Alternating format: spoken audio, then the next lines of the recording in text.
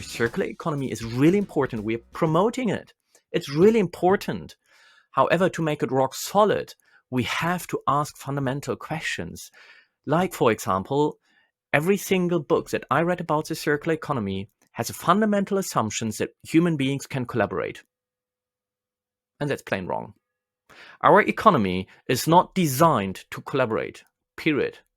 We have wonderful articles on that. And in our article, we so beautifully describe, I think, which is mostly based on your work, on the consciousness development. No? Where are we as human beings?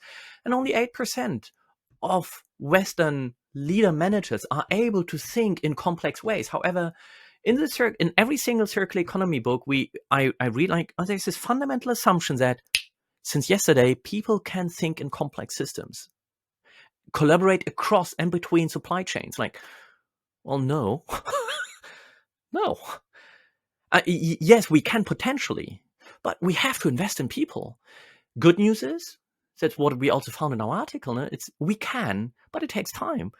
But if I look at our university structures, our university structures and educational system is not designed to help students think more systemically, think across and between supply chains, think across and between sectors, cultures, etc. But this is a fundamental assumption which is embedded not only in circular economy, also in sustainability. But in circularity economy, it's just like, we can do this. Like, no, we can't. And I see this in all the projects that I work with. We can't. The limitations in leadership mindset, I would say, is parallel to the limitation in physical resources. We may not have enough rare earth minerals. We also don't have enough rare leader thinking to elevate the way we lead so that circularity, sustainability, ESG, that I'll put in a package of constructs that will be required to move us forward. And each of those has their own impossibilities and their own solutions, but they're not quick solutions.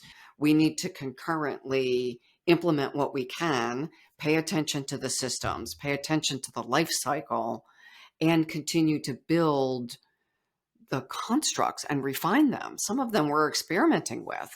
And that's what our post-conventional or late-stage leaders are able to do, is continue to build out the frameworks while we are concurrently implementing what we can.